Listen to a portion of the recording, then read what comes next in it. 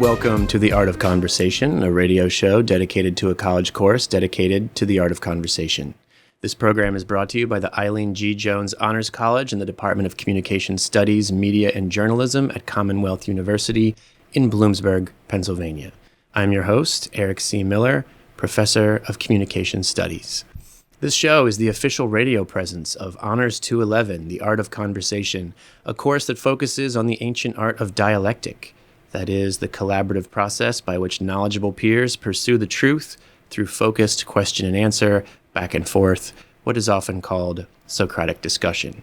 After a few weeks of wading through the theory on these matters, our students spend about 10 weeks in practice, holding twice weekly 75-minute deep dives into topics and questions of their choosing.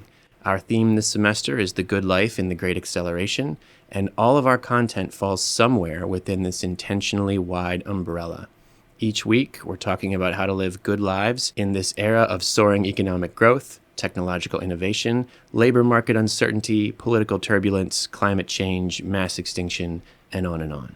My guests today are Shaylee and Ariya, a pair of student moderators who this week asked our class to weigh in on the matter of whether our prison system is in need of reform.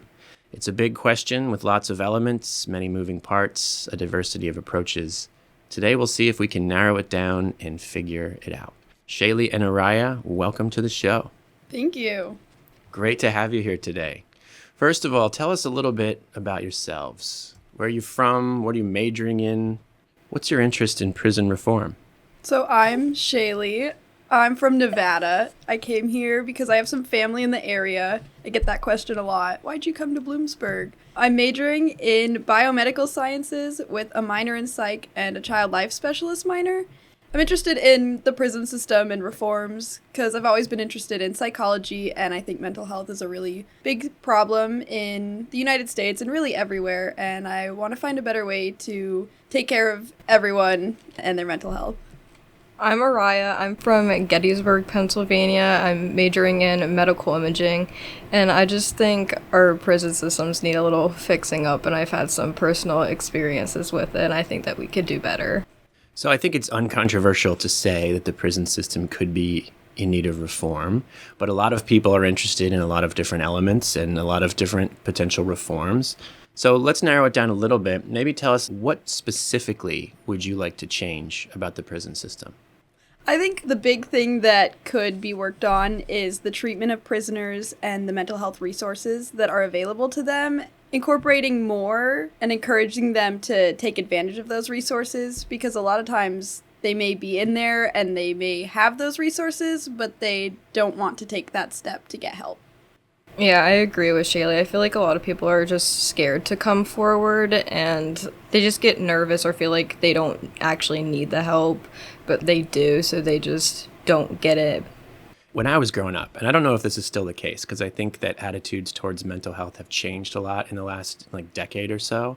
But when I was growing up, it was kind of a joke that you would go to trial and plead insanity to try and get out of prison and get sent to a facility or something. And nobody really seemed to take it very seriously as a defense. But now you all seem to take very seriously the idea that someone could be in jail in large part because they're suffering from a mental health condition. What role do you think that mental health plays in incarceration? Do you have a sense that a lot of people are in jail because of incidents that stem from a mental health problem? I feel like most of the cases, yes, especially with how our society is today. And I know COVID especially did a lot of tolls on people's mental health. So just seeing the little petty crimes too, and sometimes people are doing it for attention, almost to get the help that they need. And instead of getting that help, they just get put behind bars. A diagnosis of psychopathy can change how they are seen in society, and they may be seen as evil and they can't be fixed, so let's throw them in a cell, when in reality there are situations that rehabilitation can happen for them. The article that you gave us to read mentioned, and correct me if I'm wrong, that something like 25% of the prison population in the United States suffers from a condition that could be classified under psychopathy. Am I getting that right, or is the statistic different? Yeah, I believe that was the number. 25% of prisoners suffer from psychopathy, whereas 2% of the general population have it.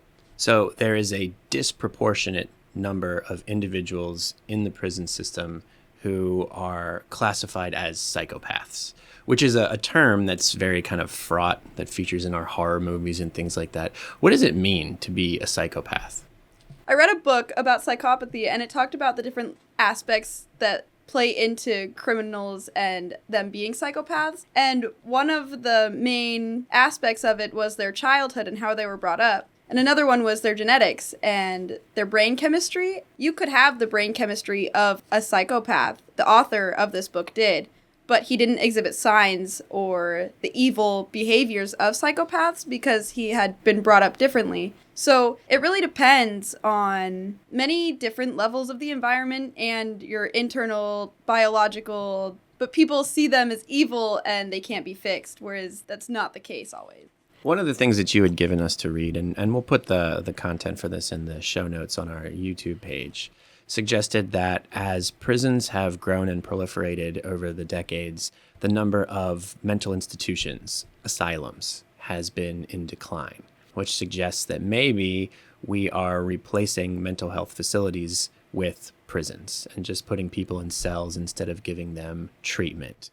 How does that factor into your consideration of prison reform? Do you think this is a problem? Well, I feel like what happened was the asylums got taken away without another resource. So prisons was the only option for those people to go to. The asylums went away. Those people either just got put in the streets or just sent to prison. There wasn't any other place for them to go. So there definitely needs to be treatment centers or asylums if they do come back, obviously in completely different circumstances, because how they were back then were not okay. Yeah, the idea of the government choosing the cheapest and easiest route for dealing with criminals got brought up in our discussion, which I found really fascinating because they didn't want to have to fund asylums and prisons. So combining them into one kind of made it easier and cheaper for taxpayers, the government, the community, all of it. But there is a way to incorporate the treatments in asylums. It's not like we're creating two separate institutions. We're kind of combining the two. Yeah, I think it's probably the case, or I assume it's the case, that one of the reasons that asylums were in decline is because they were pretty awful places back in the day. Like, have you ever seen One Flew Over the Cuckoo's Nest with Jack Nicholson? Mm-mm. I don't know to what degree that's a true representation of what life was like in an involuntary mental institution, but bad. And it's a horrific, sort of scary place. And I guess because the public was exposed to those mostly through the movies, we generally have a bad impression of them. And so steps were taken to try and close them down. But the problem then is that they're not replaced by something better. You just send those people to jail instead. And I think it raises a question of the interest that the government has in how it treats people who are considered like antisocial elements. For a lot of citizens, it seems like it would be fine, or they wouldn't have a problem with just taking people who commit crimes while suffering from a mental illness and just locking them up, you know, out of sight, out of mind, just keep them off the street, keep them away from me, and everything is okay. Do you think that's okay? It seems like maybe you have a problem with that approach. Yeah, I definitely think that there is a better way to treat them. They are humans as we are. I know a lot of different perspectives got brought up in our class discussion. Some people said, you know, they committed the crime, they know right from wrong, they deserve to be punished, just lock them away, whereas others were more empathetic towards them.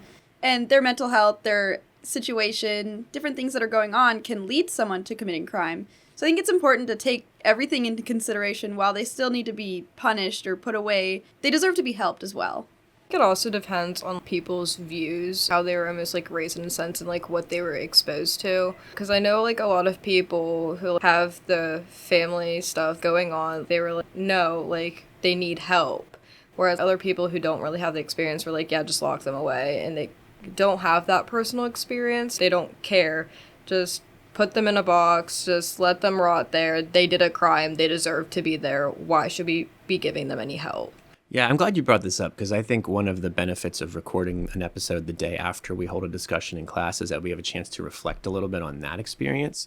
And I have to say, I was a little surprised in our class by and you had mentioned it, Shaylee, the general absence of empathy in a lot of cases. for the benefit of our listeners, we have 4 key qualities of a good conversationalist that we emphasize in class. And these are not the qualities, they're just 4 qualities that a good conversationalist should have.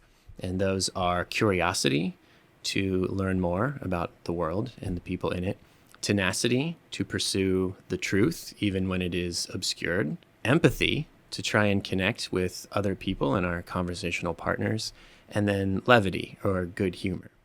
And in this particular case, it struck me that a lot of the people in our group basically took the position that if you commit a crime, whether you have a mental health issue or not, you deserve punishment and you should be locked away, and who cares? Was basically the takeaway that I had. Is that a fair representation? Of the class? Not of the entire class, but I mean, there was like a strong current of this in the class. I think also they took it as either we put them in prison or we treat them for a little bit and let them loose. And that's not particularly what we were trying to convey with this prison reform system. So maybe that kind of got lost in translation. But I do think that they definitely don't want to give them the help they deserve to be punished, that sort of thing. Yeah, I feel like they just didn't fully understand what we were trying to say. Instead of having them serve their time, they thought we were just like treating them and just letting them go. Whereas that's not the case. Like, they would be getting treatment, but also serving their time. Yes, they did a crime, hence why they're in prison, but they also need help. So we're going to give them help. They're going to serve their time, and then they'll be let go. So there's going to be multiple steps, and it's not as easy as it sounds. There's a lot of background to it. A great quote from one of the videos that we had put out as a resource was, you either treat them and let them go, or you don't treat them and let them go. So either way, they're gonna get out of prison eventually, depending on the level of crime they committed. But it's important to treat them and let them go, so maybe we can hold back on repeat incarcerations. Yeah, I mean, I think the without painting with too broad a brush or misrepresenting one in the class, it did seem like it separated into kind of a polarized arrangement, not unlike society, in which you had some people who were more empathetic, more feeling towards these individuals, and said, like, well, if they're struggling with mental health, they should get treatment. We should treat them like a medical problem more so than a criminal problem. And then there are others who are just like, lock them up, throw away the key. And it reminds me of that line from have you ever seen The Shawshank Redemption? Is that movie too old at this point? I've never seen it. Me neither. Well, anyway, it's about prison. And at one point, the main character is requesting money to start a library in the prison. And the warden says to him, as far as the general public is concerned, there's only 3 things worth spending money on in a prison. And that's more walls, more bars, and more guards.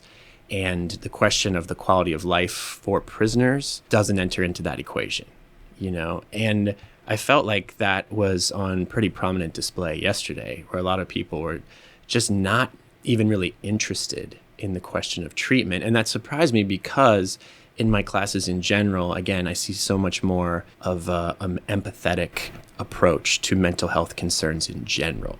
But in this case, it was like because there was a crime committed, that concern is nullified.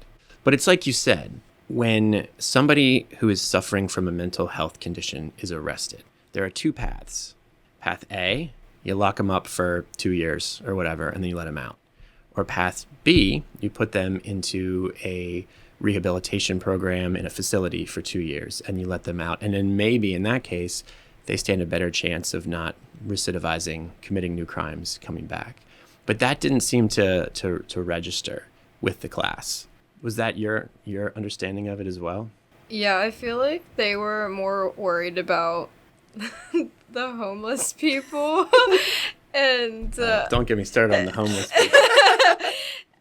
It wasn't just sticking in their head. Like, we weren't talking about the homeless, we were talking about the prisoners and getting like the reoffenders, like the help that they need, and doing the treatment centers and like having them do their time there was what we were getting at. But I feel like they heard it but misunderstood it in a way. Well, there's, I think, a very basic question of agency and accountability here, which is, I mean, do we believe that mental health problems exist, or don't we? Because if we do, then I think you have to give somebody who is suffering from a mental health crisis a little bit of a benefit of the doubt. And it's not just. If the justice system treats somebody who's suffering from schizophrenia or something just like someone who's not suffering from anything, the one person has a set of challenges that the other person doesn't. And it seems to me like that should be factored in. How do you respond to that dichotomy as it's proposed? When someone commits a crime and they're suffering from a mental health issue, do you think punishment is the way? Or if we emphasize treatment instead of punishment, are we somehow, shirking our responsibility to the justice system, to perhaps the victims of whatever crime was committed? Is it okay to treat this as a medical issue rather than a straightforward criminal issue? I think the problem that the class had was, where do you draw the line with mental health? Who counts as struggling? How do you tell who is struggling? The screening process, all of these things that factor into it. But in the end, treatment is the best option because we want to help them. We want to help them. They're people. So letting them out unhelped is just going to make things worse. I think the problem with that, too, is maybe society as a whole, in some cases, see prisoners as not humans. They're something less than human. And that's not the case. They've come from the same background. Everyone has their own story. They're all human. They deserve the help, too. Yeah, I agree with that. I feel like the class was just worried about them not serving their time that for the crime that they did, which isn't going to be the case. It's not like they went out on a killing spree like they were assuming. It can be just small crimes too, because most of the criminals aren't in there for huge life sentencing things. It's the small petty crimes that add up and will build up on a record that we're going to try to prevent and get them the help that they need, so then that can stop. There seems to be this assumption that the common sense approach is to punish criminals, and that's it. And if anyone wants to talk about, treating criminals or putting them in a facility, that you're a sucker or something. You know what I mean? Because you're extending this group of people a graciousness that they haven't earned and don't deserve. I guess to me, it's commonsensical to ask if these people are suffering from a mental health condition that can be treatable, and that if treated properly might prevent them from returning to prison in the future. But there seemed to me, in our class anyway, a pretty pronounced skepticism to that. If you think you can fix these people, then you're a fool, And then once they get out, they're just going to go back to doing what they do, and that's it. And to me, that's kind of dismissive of medicine, of a lot of our knowledge about the mind and the body and the relationship between.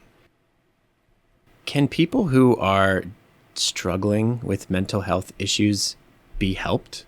A lot of people in our class seem to think that they can't be. Anybody could be helped.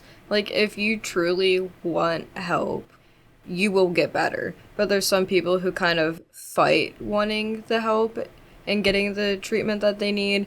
But if you want to get better, you will get better. And we have the resources to help you. And the psychiatrists, they know what they're talking about and they know how to help you. So they will help you as long as you want that help. But if you don't want it, then it's not going to help you any. It's definitely hard to get help, but once you do get the help, it gets easier to be helped. One of our classmates brought up this 72-hour contract where they sign that they will partake in these therapies and this treatment for 72 hours, and then they'll decide if they want to stay. And they typically do want to stay because they realize the effects of the treatment are good. They're there to help them, and they realize that they can get better. So sometimes it takes a little push to get the ball rolling. Obviously here, your focus is on people who have mental health conditions in the prison system. But even if 25% of inmates suffer from some kind of a condition, that would suggest that most don't. What approach should we take to those who are not diagnosed with a condition? Is it acceptable to lock them in a cell 23 hours a day for however many years and then let them out? Should we be trying to rehabilitate inmates regardless of their mental health status? So first and foremost, the article that said the 25%, that was, I think, specifically psychopathy, which is kind of an extreme case, but there are other, I don't want to say minor cases of mental health issues because no mental health case is minor, but depression, anxiety, bipolar, those types of things were kind of separate from that statistic. So there are more that are suffering. To answer the question of should we help those who don't have a diagnosis, I wouldn't say they need treatment, but they need to be treated better. The prison system needs to be reformed to help all prisoners, regardless of their mental health status. A lot of the times, there's a lot of undiagnosed conditions too. People might not think they have this condition, but it turns out they do. So it could be beneficial just to get tested anyways, because that is then available for you. And who knows, you could have really needed that, and that could have been life-changing for you. But if you don't have a mental health condition, like Shaylee said, the prison system just needs to get a little bit better for the conditions of the prisoners, because it's not really humane of us just keeping people locked up for so long, because that will lead to the mental health issues later down the road. I think it's tough for many people to take mental health conditions seriously because they're more mysterious than physical health conditions. Like if you have a broken leg and you have a cast on your leg, I have no problem granting you that you have a broken leg because it's evident to me. Whereas if somebody says, I'm bipolar or I suffer from depression and anxiety or something else, it's less evident. It's less obvious to me. I don't know if you're correct or you're being truthful or if you're just saying that. And I think that creates a lot of skepticism in people, especially when we're talking about criminals, convicts, inmates. They can't be trusted. I will say, though, I shared with the class that I teach a class in the prison every other year, and I'm always struck by the stories that they tell for their past, from their lives. And what's interesting to me, and maybe this makes me like a bleeding heart, I don't know, but what I'm always struck by is that they come from backgrounds that are so foreign to my own. I grew up in the Pennsylvania Dutch country among the Amish in a stable middle-class family. There was very little opportunity for me to get in trouble if I wanted to. And a lot of the people, in fact, most of the people who come through my classes in the prison come from environments that are totally different from that. Places where in order to get out of the neighborhood, you needed a stroke of luck and brains and everything else because all these cards are stacked against you. You're surrounded by drug addiction. You're surrounded by crime. You have no viable means of income through legal channels. Once we dig into the structural things that contribute to criminal behavior, and I'm not a criminal justice major, I don't know the specifics of them, but just from what limited exposure I have, it seems to me like there are so many environmental factors that contribute to the making of a criminal that the simple question of accountability, you do the crime, you do the time, is just hopelessly simplistic to me. And I was a little bit struck, a little bit surprised by how much of the class kind of adopted that position as a default. But of course, they're not unusual in that respect. It's a very common perspective to take. Let's maybe try to wrap things up a little bit here by thinking a bit about, in your understanding, the history of the prison system, where it was in past decades, the form it has taken now, and maybe the trends as you've researched them going forward. Are you hopeful that the prison system will do a better job of rehabilitating inmates, whether they have mental health conditions or not? Do you think it is trending in a bad direction? I mean, what's your sense? I think with more research being done on mental health, mental illness, things like that, there is hope for the prison system. We can see that, the treatment of prisoners in the prison system can lead them down paths of depression, anxiety, different mental health problems. So we want to avoid that. and help people who are currently struggling. So I believe with more research done in the field of psychology, which is a relatively new science compared to many other fields, there is hope to help the prison system become a better way to reform and rehabilitate prisoners. I agree with that. I feel like our generation too is very open about mental health too, which you don't see with the older generations. Like people hid that back then, whereas we're very open with it. And since our generation is the younger generations to come, hopefully that will continue. And with that, like Shaylee said, more research will develop. And by seeing all of the statistics and all of the new numbers coming in, that people will find out like that there needs to be a change, and that change can eventually come and it can happen. Shaylee and Ariya, thank you for joining the program today. Thank you for having us. Yes, thank you. You have been listening to The Art of Conversation, a radio show brought to you by the Eileen G. Jones Honors College and the Department of Communication Studies, Media, and Journalism at Commonwealth University. As always, I am your host, Eric C. Miller, and I appreciate you joining us today. We'll see you here next time.